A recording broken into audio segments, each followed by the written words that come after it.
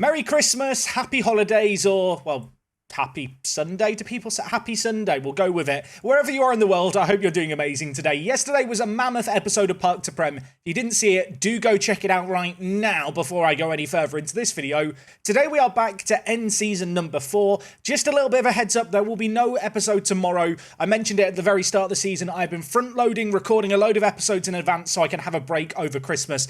I've not quite had enough time to get a video up for every single day. And additionally, we've had videos all weekend. Tomorrow's a catch-up day. If people have fallen behind with the series, they've got a day to catch up. I don't care if there's a full set of Premier League games on. They should be watching Park to Prem. And, well, hopefully you'll be okay. If you're someone who watches every day, you'll be okay without a video for one day. I hope. I'm sorry. Anyway, today's a big one. You might be wondering, Jack, why are you on the finances screen? It's a very good question. I didn't want to show any spoilers, but also because we're in the process of a board takeover. Yay. That's right, there has been lots of rumblings of a possible takeover throughout this season, and finally, on the eve of the playoff final, it's got to a point where we're under transfer embargo.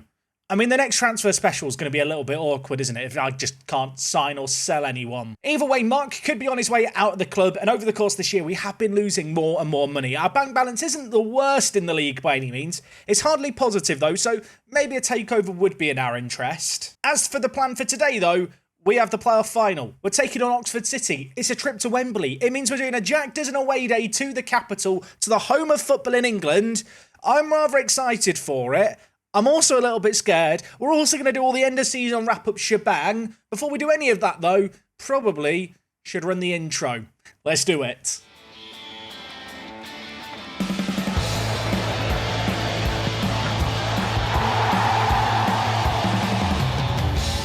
Yes, folks, how is it going? Welcome back today to episode number 24 of Park to Prem, the end of season number 4. We are taking on Oxford City in the Vanarama National League South playoff final. It is two of the teams that were predicted to be right up there throughout the season. Their pre-season billing was 4th, ours, if I'm not mistaken, was apparently 3rd. That has changed over the course of this season. We are undoubtedly the 2nd and 3rd best teams in the league, and today we do battle for that one promotion spot that's left up for grabs. Of course, last episode we beat Bognor Regis and followed that with a win against Havant and Waterlooville. Since then, we've had 5 days of rest, and, well, I want to say I'm ready and raring to go today.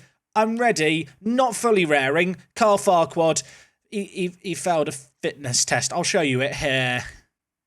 Yeah, he's not even going to be on the bench today. NLBM is back today, though. He picked up a knock, you might remember, in the quarterfinals, had a bit of a cameo in the semi-finals, didn't play very well. To be honest, none of the team played very well. We really need to turn up for this big game today. Today's final is at Wembley. As I've already said, this is kind of a big day. It's the biggest stadium we've ever done a Jack Does an away day to. I feel like it's a stadium we're going to visit many more times in the future. So we're going to do a mini away day today. It's quite a big ground with a lot to cover. We'll focus on maybe one of the stands or something. I don't know what's going to happen. I'm going to hop on the plane, fly to the capital, and I'll see you in a mo to see what we see. Let's go. Now, I have been to Wembley many times in my life, so I'm cautiously optimistic I can do this without cheating. And, well, good news, I am able to find Wembley, and here we are to the stadium. You know, it's a big ground because instead of a square of green, we've got a circle of green. I love the fact that for whatever reason, the men's toilets are just randomly marked on Google Maps. None of the other toilets are, just men's toilets, and also changing places and toilets here. As if, you know, you're on a day out, you need to go to the toilet somewhere, and you can just go into Wembley Stadium and use the facilities. I've clicked on the little yellow man for Google Earth, and I'm filled with joy because there's lots of dots, lots of places we can go. Let's go, I don't know, let's go here. Let's see what we can see. Oh, my word. Oh, my, I feel like I've walked in on something. Okay, this is Liverpool v Barcelona in a pre-season friendly in 2016. I think I was at this game. Can I remember where I sat? I might be wrong. I think I was sat around here. This is a weird moment. We're at a game that I was actually in attendance at. I'm pretty sure I sat there. I went with Dr. Benji. He can verify this story. I am in this picture somewhere. I don't know where, but I think it was the upper tier, and it was maybe 2 rows from the front on an aisle. I mean, one of these pixels is me. That's really creepy, isn't it? I feel like with there being so many photospheres at Wembley, we can just do a few different ones every time. Today we've got a lovely steward. This is at the Euros. I love the fact that we still labelled it Euro 2020, despite the fact it took place in 2021. It's not a perfect photosphere. I'm trying to work out what England game this is, because I was at one of the England group stage games at Wembley. I can't tell. I don't remember there being blue lights, although I was quite drunk at the game, so I probably wouldn't remember those finer details. I'm not one to diagnose other people's medical issues, but you might want to see a chiropractor. I mean, look, we're not at the FA Cup semi-finals just yet, but just to give you an idea of what it could look like, imagine this said, Vanarama National League South playoff final. I'm not sure how they're going to fit it on. Imagine the scenes. Look at it. Lovely stadium, Wembley. Down here is Wembley Way. Is this the person who turned up in that photo last season? I feel like I'm being followed on the Jack Dozen away days. Get me out of here. I know there's some people probably craving more from a Jack Dozen away day to Wembley. We're going to visit it many times in the future. I don't want to ruin it by covering it all in one thing. Also, to cover it all, we'd be there for hours. And no one wants an hour-long Jack Dozen away day. I say that. There is definitely people at home right now going, yeah, do that instead. Don't play Football Manager. Just do an away day. We're not doing that. Have some patience. So going into this playoff final, just the far quad injury to worry about, but that isn't going to stop me from making some changes for this game. I'm going to be playing Merry out on the left. Merry has been a player who's been a little bit hit and miss this year, but has definitely performed best out on the left-hand side. Iwamene's energy, I think, is going to be needed in the midfield. His athleticism is something that is really, really good to have, especially in a big game like this, on a larger pitch like Wembley. Elsewhere, Rossi is going to move onto the right wing. This is an area where he has been at his best for the most part this year, so he's going to get the nod there. What it does mean is that Willix is going to drop to the bench, but as an impact sub option, a player we can throw on against tiring defences, I think he could be a really good weapon to have. I'm looking at McDonald in goal, hoping he's going to have another superb game. A player who has really been a game changer for us this season. There's no sugarcoating it. Came in halfway through the year. 11 clean sheets is nothing to scoff at. And alongside him, I'm looking at Roscoe, our weapon from set pieces, with his 17 jumping reach, 19 aggression, his bravery, his heading. He is a man who's going to throw himself at every ball that's in the air this game. And to his right, Williams, a player who's been very, very reliable this year. Someone who loves big games. 7.33 rating for this centre-back. Looking for a perfect performance at the back in the final third. Obviously, NLBM is the man we're looking at, but Kitongo as the pressing forward is going to be someone doing the grunt work, doing the busy work, trying to force out errors. Between his work rate and also his aggression, he is going to hunt players down, put them under pressure, and if he can win the ball for us in good areas, we could catch Oxford City out. Anyway, I've delayed this long enough. I'm nervous. This is a massive game. This is perhaps the biggest game we've had in charge. I know the FA Cup run was like a nice distraction. A win here, we plan for life in the Vanarama National League. A defeat here, and well, we're stuck in the Vanarama National South for another year, which I know some people probably want to see. I don't want to see that. I want to go up. I know people love to see me struggle. They like to see me cry in playoff finals. I feel like on our day, we have been the best team in this league. Inconsistency has cost us, and whilst that perhaps is a concern if we were to go up, that's a concern I can deal with later. I want promotion today. Wembley's very empty, isn't it? That's a lot of empty seats. Imagine if the fans actually sat this spread out. Maybe they're social distancing. Maybe we're having another... No, let's not go there. Let's not even tempt fate. Kite on this near side, the set-piece weapon. Can he pick out Roscoe? He can, but Roscoe heads it wide. It's kind of funny. Wembley's known as one of the biggest pitches in England, and especially for like a professional football club.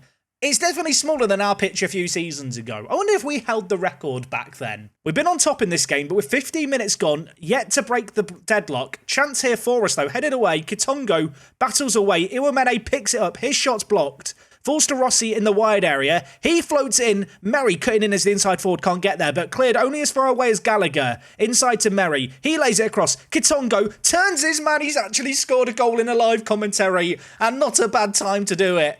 Farquhar's not available. Kitongo's come in, and in the 17th minute, he breaks the deadlock. The changes that we've made, putting Merry out on this near side, well, it appears to be working, at least here and now. Merry plays it across the box. Kitongo slots into the bottom corner and gives us an early lead.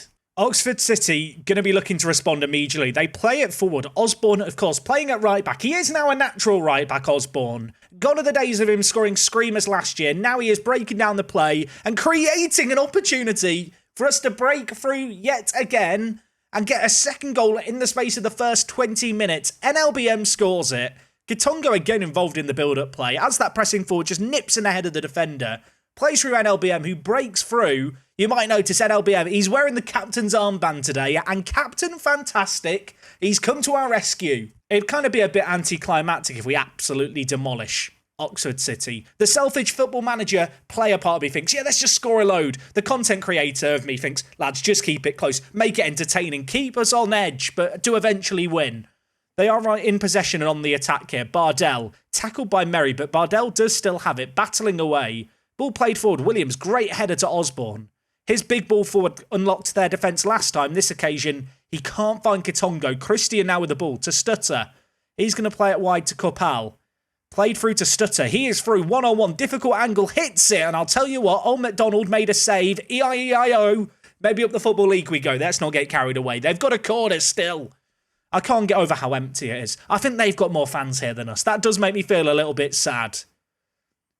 Wait. Whips it in. Roscoe, 17 jumping reach. Leaps like a salmon. Heads it like a... What animal heads a ball well? A bull. Bulls head balls well. I don't know. Do they? Don't they? What am I talking about? End the highlight, please, Football Manager.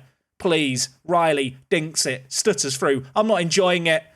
I'm really not enjoying it. It's 2-1. Often in Football Manager, you have like a one-on-one chance that's saved. It goes out for a corner and then the highlight just ends. Nothing happens afterwards. That didn't happen. It filled my heart with dread, and quite rightfully so. We had a warning. We didn't heed it. They've scored almost immediately from a similar chance. Stutter, 2 one-on-ones in the space of 2 minutes. We need to stay focused. I'm going to tell the players, focus. What? They're just pulling smiley faces. I mean, at least they're not sad. Right, Rossi, far side. Look at me, by the way, in my green and red suit. I am a fashion icon. Kitongo wins the header. Iwemene, Kite, played through. Kitongo, one-on-one. He's at the crossbar. I knew it was too good to be true when he scored the first one. Kite over the free kick, whips it back post. Roscoe's there, and I mean, he's getting his head on a lot of set pieces. He just needs to find the target. I do feel like it's maybe in our interest just to shorten the passing, lower the tempo here. We're having some of the ball, not as much as I would ordinarily expect us to have with our current system. We're in control, we're a goal up. At half-time, it's 2-1. And despite, having a handful of chances, Oxford City, we have been the better team. Even after they scored, I feel like we were on top in this game. Going to tell the players, quite rightfully so, that we are the better team. Rossi is on a booking. Nobody liked that. Going to take him off and bring in Willocks in the wide areas. Move Merry out onto the right. Kitongo's on a booking as well, but I feel like we just have to trust him. I say all of that. They've got a free kick. Who is it over it for them? It is Riley. Can he score from here? Outside the box, a moment of silence, a moment of anticipation, and Regan Riley has rifled that into the top corner. He has finessed it in. We were 2 goals up in this game. We were cruising away. And he has just picked out an absolute wonder strike there to get Oxford City back on equal terms. And you know what? I'm going to demand more, and I'm going to change an instruction. We're going back to what we were on before. Half an hour left in this game. 2-2 still. I feel like we've been the better team here. I don't want to change things too radically, but the yellow cards are quickly accumulating. I'm going to move Morgan Williams to the left back and bring in Reggie Evans in the middle. I don't want to lose a man, and Gallagher is the kind of player who he is inclined to get bucked. So rather than walk a tightrope with him for the rest of this game, we're going to take him off. They've got another set piece. Waite is over it for Oxford City. On this near side, we were 2 goals up. We were cruising. Oh my word, McDonald spilled it. Merry clears off the line. Ashworth has a shot. McDonald collects. My heart rate's going up. I'm not enjoying this. 4 players on the pitch for us on yellow cards it's a little bit concerning. Osborne's not having a good game at right back, but I don't have a right back to bring in this kind of situation. Given the fact that Kite's on a booking, I think the most sensible thing to do is just take him off as the ball-winning midfielder. I don't want to have him walking a tightrope. Iwemene's going to drop into that ball-winning midfielder. Atkinson is going to come in as the box-to-box midfielder for us. He is a more attacking-minded player, but we need fresh legs in the midfield. We could well be going to extra time. There's 5 minutes left here. We've been on top. I don't want to change anything. They've got a corner. Stutter is over it. I'm trying not to stutter over my words here because the nerves are getting to me. It's whipped in. Back post. Roscoe leaps well and gets it away. Kitongo can't get it away. Falls to Bartel and his effort blazes over the bar. I thought that was going to be the last highlight, but it might not be. There is another chance here. Free kick taken long by them. We win the header. Kitongo trying to chase in behind. Cleared away, though. Kapal with it. Gilby now playing it forward. Martins one-on-one. Roscoe's on a booking. Do not foul him. Oh, my word. They're on top in this game. Lads. I need to demand more. 5 minutes of added time. Statistically, it's been, mostly us. But to be honest, second half of that second half, I feel like they were the better team. We didn't really create anything. It's 2-2. I've told the players I'm not happy. Roscoe and Merry are upset. They're stressed. They're on yellow cards and they're stressed. It's not really what you want, is it? I'm going to tell the strikers they've got the ability to make a real difference. I do get another sub here. I've not made it yet. It's 2-2. And we're in extra time. Merry out on the near side. Plays it forward. Kitongo, one-on-one. Should score it. Does score it. He's got his second goal of the game. Will Merry. He might be stressed. He didn't seem stressed when he played that ball through. And it's taken less than 2 minutes into extra time to find that breakthrough. Kitongo just making a run in behind the number 14 for them. Takes one touch, takes it down superbly. The finish, lovely into the bottom corner. It's 3-2, but we've still got half an hour to play. There's a temptation to change things up, but when I changed it before, we conceded immediately, so I'm not going to touch anything. It's a dangerous game to play, but I feel like we've been the team on top. With 15 minutes left of added time, I was going to say 15 minutes left of extra time, there's a highlight though. Free kick taken long, Roscoe takes it down. He's going to lump it long towards Kitongo, who's looked very, very good, it has to be said, during our playoff run. He tackles in, falls to Merry, he's going to bring it forward now, hits it from range. I mean, if he scored that, goal of the season contender, but straight down the keeper's throat, and with that, it's half-time in extra time. 15 minutes left. Oh, I really, really don't want to change things too much here, but I am just going to tell the wing-backs to drop back a little bit more. Atkinson, just play... You know what, Atkinson? Just play as a centre mid on defend. Iwamene, just drop on to defend. Let's just keep it firm in the middle. I say all of that. There's a highlight going on in the background. Iwamene hits it, forces a save out the keeper.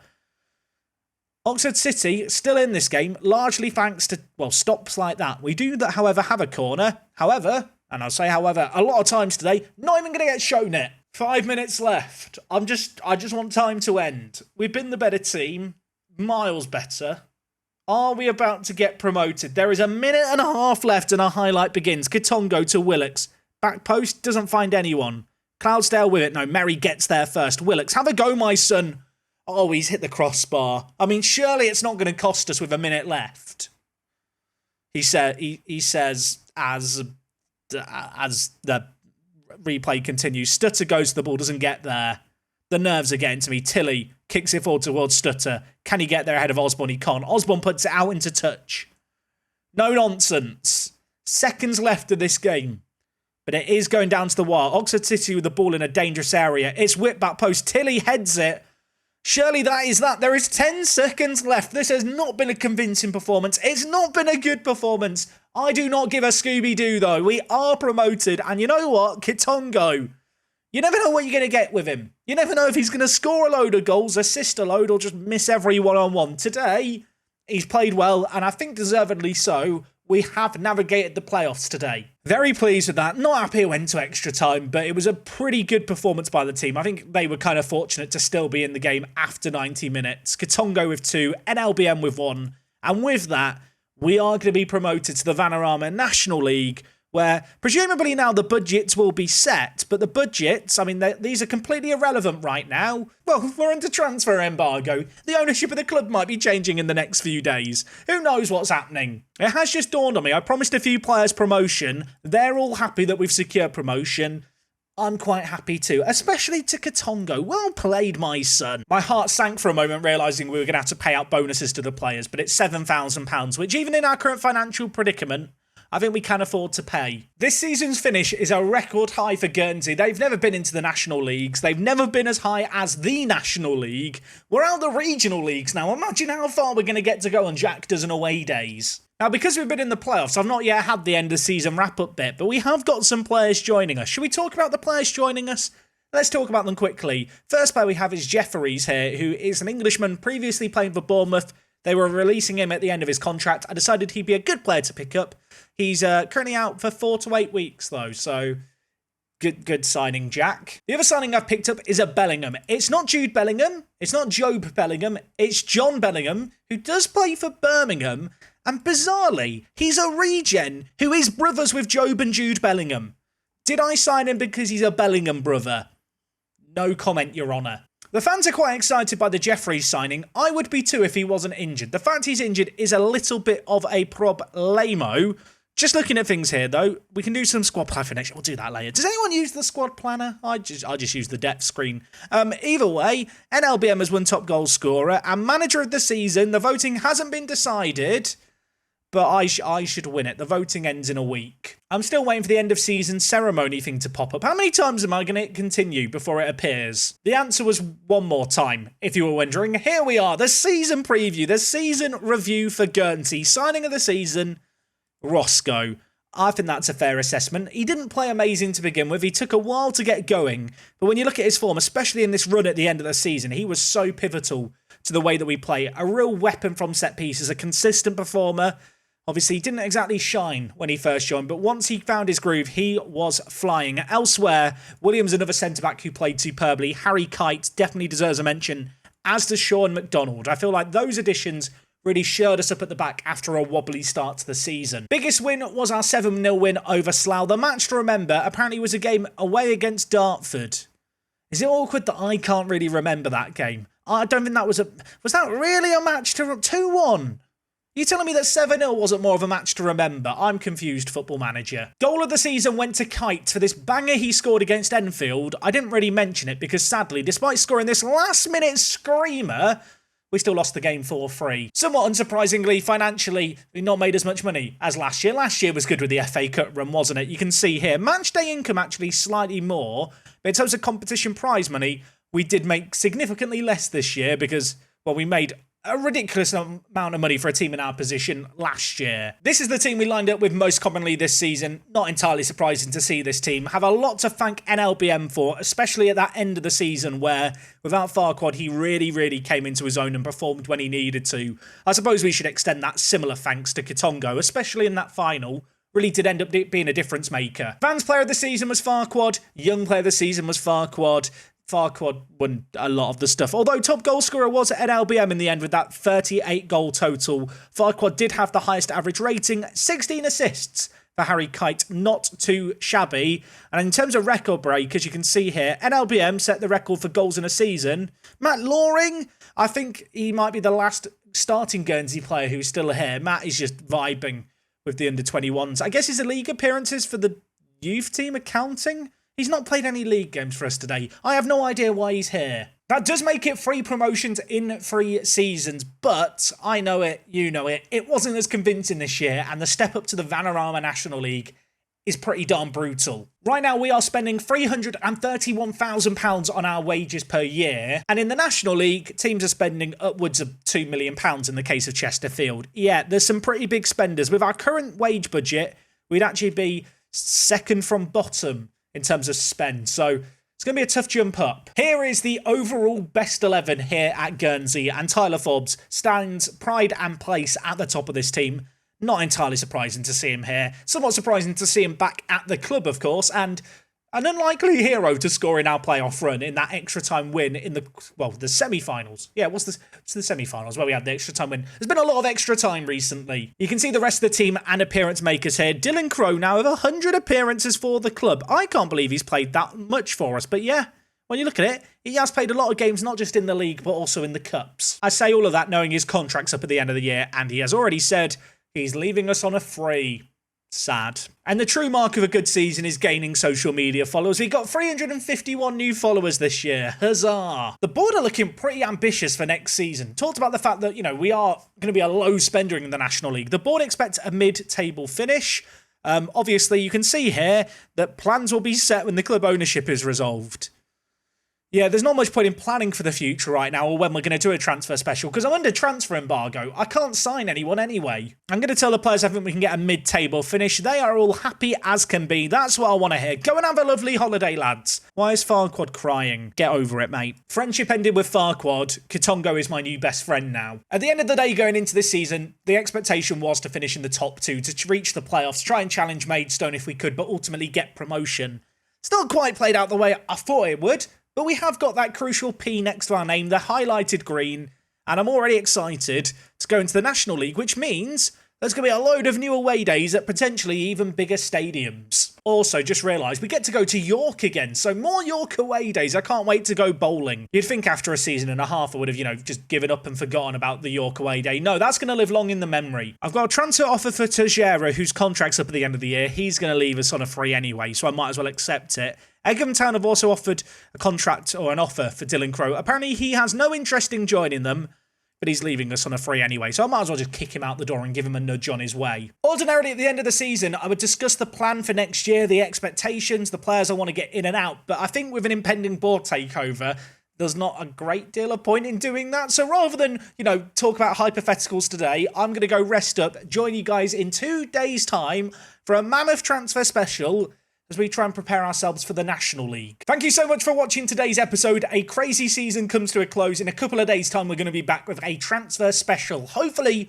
we'll have some news on the board takeover as well, or who knows what's going to happen. I mean, future Jack probably knows, and future you probably knows if you're back for next episode. I'll see you guys then. Until then, have a lovely Christmas. I will be back again very, very soon. Transfer special incoming. Don't go anywhere. It is me, Jack, and I will see you guys next time. When I say don't go anywhere, don't sit at your computer for the next 23 hours. Go and live your life. Just be back here in, 2 days' time. Bye.